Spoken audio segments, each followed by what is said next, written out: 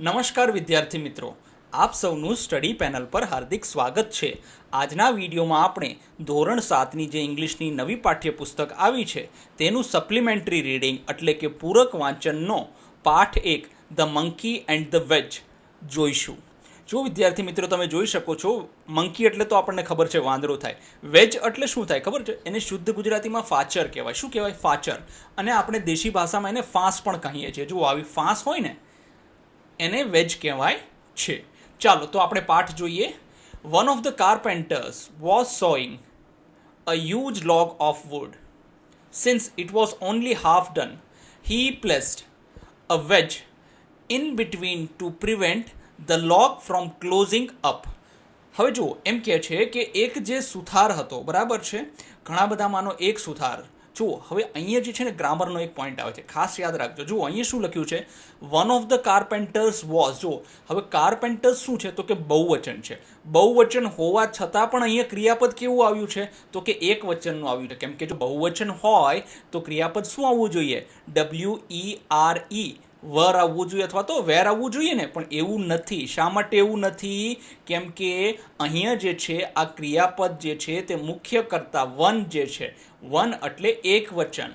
ઘણા બધા કાર્પેન્ટરમાંથી એક કાર્પેન્ટર જે છે તે કરવત વડે મોટા લાકડાને કાપતો હતો.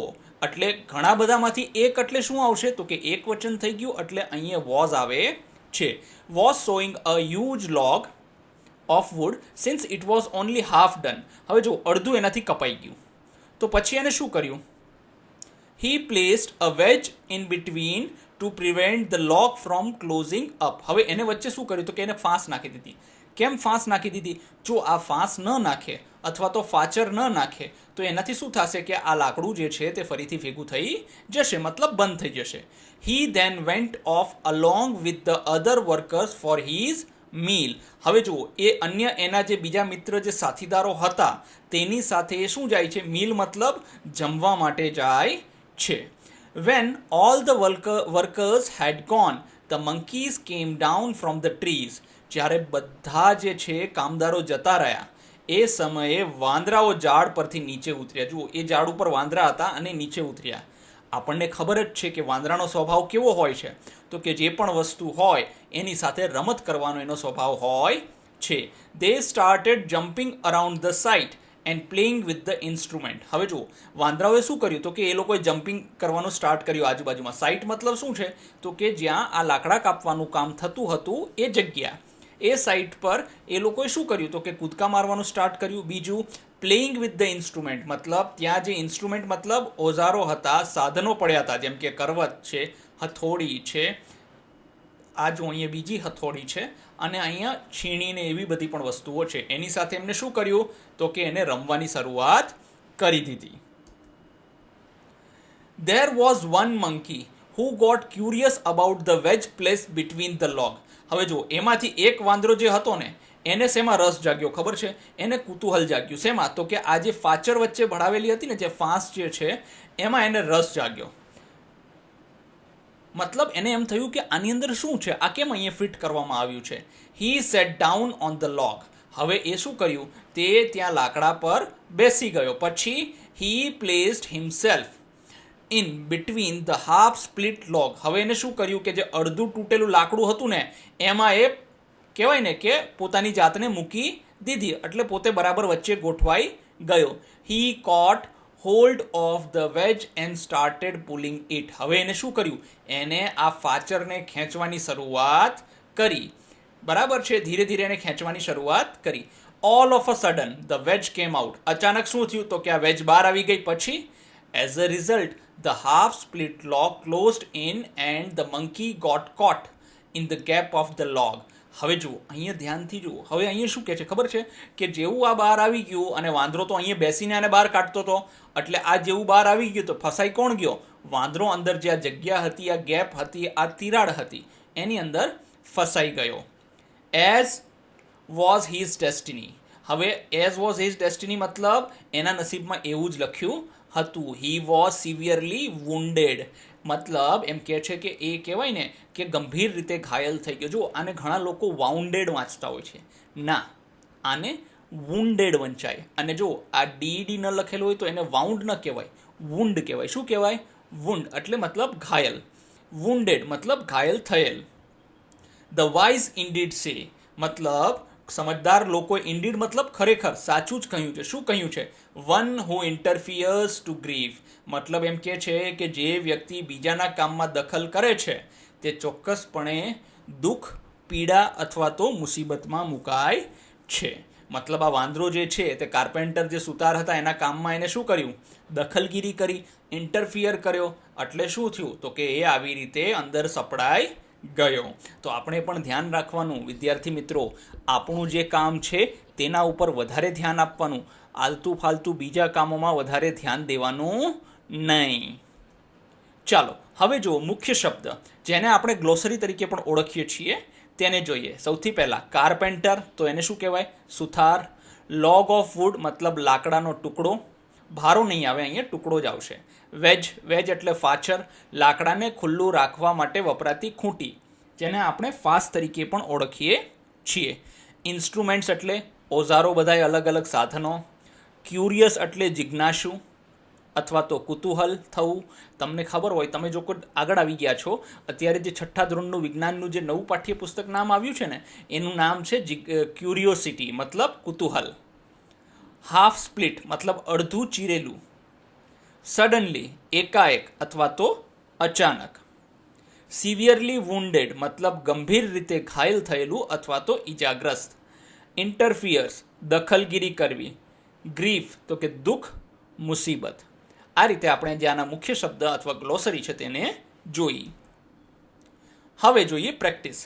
ટીક ધ નિયરેસ્ટ મિનિંગ અર્થાત જે આમાં આપણે જો એક શબ્દ આપ્યો છે અને અહીંયા 4 ઓપ્શન આપ્યા છે એમાંથી જે સૌથી નજીકનો અર્થ થતો હોય ને એને આપણે ટીક કરીશું.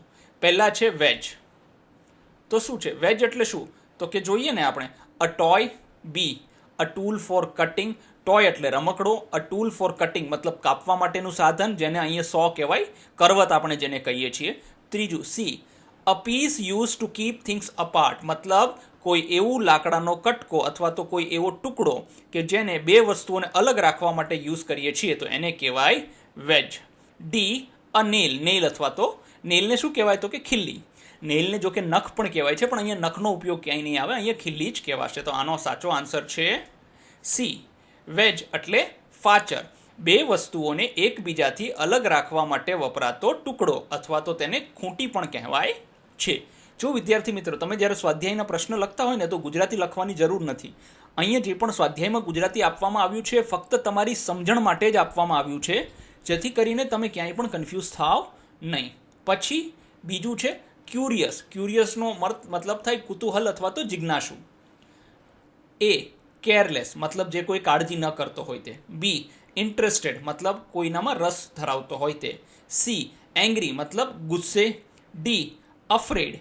અફ્રેડ એટલે ડરેલો. હવે જો ઇન્ટરેસ્ટેડ હોઈ શકે, તમે કોઈ પણ વસ્તુ જાણવામાં ઇન્ટરેસ્ટેડ હોય ને મતલબ રસ ધરાવતા હોય કે આવું શા માટે થયું, આમ કેમ થયું, તો એને આપણે કહીશું ઇન્ટરેસ્ટેડ. તો આપણે બીજો જે છે બી ઓપ્શન ઇન્ટરેસ્ટેડ સાચો છે. એનો અર્થ જોઈશું ક્યુરિયસ મતલબ જિજ્ઞાસુ, રસ હોવો અથવા તો કંઈક જાણવાની ઈચ્છા થવી એટલે ઇન્ટરેસ્ટેડ. સ્પ્લિટ તો બ્રેક, જોઈન, ફિક્સ અને હોલ્ડ. જો સ્પ્લિટ એટલે શું કરવું ખબર છે? તો કે એના ભાગ કરવા, કટકા કરવા. બ્રેક તો કે સ્પ્લિટ એટલે ચીરેલું. અહીંયા જ્યારે લાકડાનો ઉપયોગ થયો છે મતલબ ચીરેલું.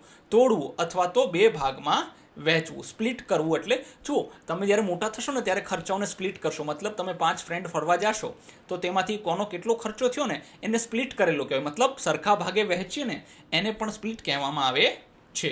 પછી છે wounded. A injured. B healthy. C strong. D repaired. તો આનો જવાબ આવશે ઇન્જર્ડ. વુન્ડેડ મતલબ ઘાયલ. ઇન્જર્ડ ઈજાગ્રસ્ત થવું અથવા ઘા લાગવો, આને વુન્ડેડ કહેવાય છે. હવે જોઈએ choose and write correct options. હવે જુઓ આપણને આમાંથી જે છે કાઉન્સની અંદર ઓપ્શન્સ આપેલા છે, આપણે એમાંથી સાચો ઓપ્શન ચૂઝ કરીને લખવાનો છે. 1 અ ડેશ. જો ખાલી જગ્યાને ઇંગ્લિશમાં ડેશ વંચાય છે. શું વંચાય છે? ડેશ. આપણા ગુજરાતી મીડિયમના જે મિત્રો જે છે તે કેવું વાંચતા હોય? અ ખાલી જગ્યા વર્ક્સ. નહીં, એવું નહીં વાંચવાનું. આપણે ઇંગ્લિશ વાંચીએ છીએ તો પ્રયત્ન કરવાનો કે બધી જ વસ્તુ આપણે ઇંગ્લિશમાં બોલવાનો પ્રયત્ન કરીએ. A dash works with wood. જો ખાલી જગ્યા જે છે તે લાકડાઓ સાથે કામ કરે છે તો જવાબ શું છે? તો કે અહીંયા આવશે કાર્પેન્ટર. ફાર્મર તો એગ્રીકલ્ચર કરે, ખેતી કરે છે, તો સુતાર લાકડાનું કામ કરે છે. આ એનું ભાષાંતર થાય છે. ભાષાંતર લખવાની તમારે જરૂર છે નહીં, તમારે ખાલી જવાબ જ લખવાના છે. બીજું, the monkey was dash about the veg. Hungry or curious. Hungry એટલે ભૂખ્યું થવું, ક્યુરિયસ મતલબ જિજ્ઞાસુ. તો કે મંકી છે ને ભૂખ્યો નહોતો, એ જિજ્ઞાસુ હતો. એને એમ હતું કે આ ફાંસ જે છે તે આવી કેમ છે. તો અહીંયા આપણે લખીશું the monkey was curious about the wedge. વાંદરાને ફાચર વિશે કુતૂહલ હતું. The log was half split or painted by the carpenter. જો સ્પ્લિટ એટલે બે ભાગમાં વહેંચવું, પેઇન્ટેડ એટલે એને કલર કરવું. અહીંયા જો આપણે ક્યાંય જે છે કલર કરવાની વાત થતી નથી, તો આપણે લખીશું split by the carpenter.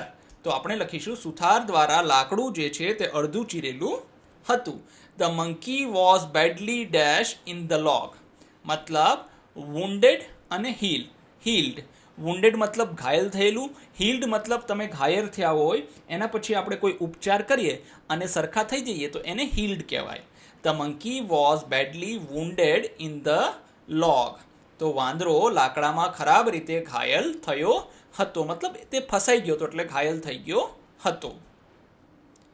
Fill in the blanks. હવે જુઓ, ખાસ યાદ રાખજો, આ બધી ખાલી જગ્યાઓ જે છે ને તે બધી પાઠ આધારે છે. જો તમે પાઠને વ્યવસ્થિત વાંચ્યો હશે ને વિદ્યાર્થી મિત્રો, તો મને નથી લાગતું કે આનો જવાબ દેવામાં તમને કોઈ મુશ્કેલ થાય. વન ઓફ ધ, હવે જો અહીંયા કાર્પેન્ટર આવશે આપણને ખબર છે, પણ કાર્પેન્ટર સિંગ્યુલર આવશે મતલબ એક વચન આવશે કે કાર્પેન્ટર્સ બહુવચન આવશે એ સમજવું ખૂબ જ જરૂરી છે. One of the carpenters was sawing a huge log of wood. મતલબ જુઓ, મેં તમને જ્યારે પાઠની શરૂઆતમાં પહેલું જ વાક્ય છે, તમે જો ધ્યાનથી સાંભળ્યું હોય તો તમને ખબર હશે, મેં કીધું હતું કે અહીંયા જુઓ કાર્પેન્ટર બહુવચન છે. બહુવચન પછી હંમેશા ક્રિયાપદનું કેવું રૂપ આવવું જોઈએ? બહુવચન આવવું જોઈએ, પણ અહીંયા એક વચન છે. તો એનું કારણ પણ મેં તમને કહેલું. ફરીથી એક વખત હું એનું કારણ કહી દઉં કે વન ઓફ ધ કાર્પેન્ટર્સનો મતલબ અહીંયા જે મુખ્ય કર્તા જે છે ને તે વન છે, અને વન એટલે શું છે કે એક વચન છે. તો જ્યારે કર્તા એક વચન હોય તો અહીંયા જે ક્રિયાપદ આવે છે તે ક્રિયાપદ પણ કેવું હોવું જોઈએ? એક વચન જ હોવું જોઈએ. અર્થાત વોઝ બરાબર છે. So one of the carpenters was sawing a huge log of wood. મતલબ ઘણા બધા કાર્પેન્ટર્સમાંથી કોઈ એક કાર્પેન્ટર કોઈ એક ઝાડને કાપી રહ્યો હતો. Two prevent the log from closing up he placed a dash in between. હવે જુઓ, એને શું કર્યું કે એ લાકડાને બંધ થતાં રોકવા માટે એને શું મૂકી? તો કે ફાચર મૂકી હતી. ફાચરને શું કહેવાય ઇંગ્લિશમાં? વેજ કહેવાય છે. જુઓ, હવે આમાં WEDGE આટલી બધી છે, એની જગ્યાએ ખાલી WAGE આપણે વાંચવાનું. જો ડી સાયલેન્ટ છે, વેજ જ આપણે વાંચીએ છીએ. શું વાંચીએ છીએ? Veg. After the workers went for there. હવે જુઓ, હવે વર્કર્સ શા માટે ગયા? વર્કર્સ છે વેન્ટ ફોર ધેર મીલ, મતલબ પોતાનું જમવા માટે એ લોકો ગયા. The monkeys came down from the trees, એટલે વાંદરાઓ ઝાડ પરથી નીચે ઉતર્યા. પછી one monkey became dash about the wedge and started pulling it. જો હવે બધા વાંદરાઓમાંથી મતલબ એક જે વાંદરો હતો એ ક્યુરિયસ થઈ ગયો હતો. શું થઈ ગયો હતો? જિજ્ઞાસુ હતું. એને કુતૂહલ હતું કે આ કેમ લાકડું, આ ફાચર કેમ વચ્ચે મૂકેલી છે, અને એને વેજને પુલ કરવાનું સ્ટાર્ટ કર્યું. The log close suddenly. અચાનક એ લાકડું બંધ થઈ ગયું કેમ કે પેલી ફાંસ નીકળી ગઈ. And the monkey got caught in the gap. એટલે વાંદરો જે છે તે કેમાં ફસાઈ ગયો? તે અંદર ફસાઈ ગયો. શેમાં? પેલી લાકડાની જે તિરાડ હતી, જે ચીરેલું હતું ત્યાં ફસાઈ ગયો. જો વિદ્યાર્થી મિત્રો, અહીંયા ગ્રામરનો એક સરસ મજાનો ટોપિક આવે છે. શું? ગોટ, કોટ. જો આ છે ભૂતકાળનું રૂપ છે. કોટ છે તે ઘણા વિદ્યાર્થી મિત્રો તમને એવા પણ કહેશે કે આ ભૂતકાળનું રૂપ છે. ના, આ જે છે ભૂતકૃદંતનું રૂપ છે. કેચના 3 રૂપ આવે છે. કોઈ પણ ક્રિયાપદના મુખ્ય 3 રૂપ હોય, જેમ કે કેચ, કોટ, કોટ. તો કોટ V2 મતલબ કહેવાય કે ક્રિયાપદનું બીજું રૂપ, અને મતલબ ભૂતકાળનું રૂપ અને ભૂતકૃદંતનું રૂપ બંને શું થાય છે? તો કે બંને થાય છે. અહીંયા તમે કહી શકો કે ભૂતકૃદંત થાય છે. તો અહીંયા ગોટ અને કોટ એકદમ સાચું જ છે. આ તમને પાઠમાં પણ આ લીટી જોવા મળશે. The story teaches us that those who interfere in others work come to grief મતલબ આપણને સ્ટોરી એવું શીખવાડે છે, વાર્તા પરથી આપણને એવો બોધ મળે છે, એવો સંદેશ મળે છે કે જે લોકો બીજાના કામમાં દખલ કરે છે એ છે અંતે ખૂબ જ પીડાય છે. ચાલો હવે જોઈએ find the meanings of the words from a dictionary and answer questions choosing appropriate words from them. અર્થાત તમે ડિક્શનરીની મદદથી આ શબ્દોના પહેલા અર્થ શોધો, પછી એ કેની સાથે મેચ થાય છે તેનો અહીંયા જવાબ લખો. ચાલો જોઈએ. Why did the carpenter put a wedge in the log મતલબ કાર્પેન્ટર જે છે, સુથાર જે છે, તેને જે ફાચર જે છે તે બે લાકડા વચ્ચે શા માટે મૂકી? For safety. કેમ સેફટી? કેમ કે આવીને એને ફરથીને એ જગ્યા શોધવી પડે નહીં, એ ત્યાંથી ફાચરને હટાવીને તરત પોતાનું કામ શરૂ કરી શકે છે. પછી બીજું શું કહે છે? What quality made the monkey pull out the wedge. હવે મંકીની એવી કઈ ક્વોલિટી હતી કે જેને એમ કહેવાય કે તેને પેલું લાકડું ખેંચવામાં, પેલી ફાચર ખેંચવામાં એને ઉત્સુકતા દેખાડી? તો એ હતી ક્યુરિયોસિટી મતલબ જિજ્ઞાસા વૃત્તિ. પછી what cause the monkey to get caught in the log. હવે એવી કઈ વસ્તુ હતી જેના લીધે વાંદરો જે છે તે તેમાં ફસાઈ ગયો? તો છે કે ઇન્ટરફિયરન્સ મતલબ કોઈના કામમાં દખલગીરી કરવાની નહીં, એ એને કરી એટલે એમાં ફસાઈ ગયો. What do we call the result of the monkeys action. હવે મંકીની જે આ એક્શન હતી મતલબ આવી રીતે લાકડું ફાચર કાઢીને ફસાઈ જવું, એને શું કહેવાય? તો કે ગ્રીફ કહેવાય મતલબ દુઃખ કહેવાય. પછી what human weakness does the monkey's act represent મતલબ એમ કહેવાય કે માણસની એવી કઈ કમી છે કે જે આપણને વાંદરા દ્વારા શીખવવામાં આવી છે અથવા તો વાંદરા દ્વારા કહેવામાં આવી છે, એ છે કેરલેસનેસ મતલબ કાળજી ન રાખવી. ચાલો હવે જુઓ. ફોર સેફટી મતલબ સલામતી માટે, ક્યુરિયોસિટી એટલે જિજ્ઞાસા અથવા તો કુતૂહલ, ઇન્ટરફિયરન્સ મતલબ દખલગીરી, ગ્રીફ એટલે દુઃખ અથવા પીડા, કેરલેસનેસ એટલે બેદરકારી, વિઝડમ એટલે જુઓ વિઝડમનો ઉપયોગ આપણે ક્યાંય થયો નથી, વિઝડમ એટલે શાણપણ અથવા તો સમજદારી. તો આ રીતે આપણે આને સોલ્વ કરીશું. જુઓ વિદ્યાર્થી મિત્રો, તમે આ પાઠની PDF મેળવવા માંગતા હોય, આ બધા પ્રશ્નોના જવાબ મેળવવા માંગતા હોય તો તમે અમારી ટેલિગ્રામ ચેનલ પર જોઈન કરીને ત્યાંથી તમે જે છે આ બધા પ્રશ્નોના જવાબ મેળવી શકો છો. ધન્યવાદ.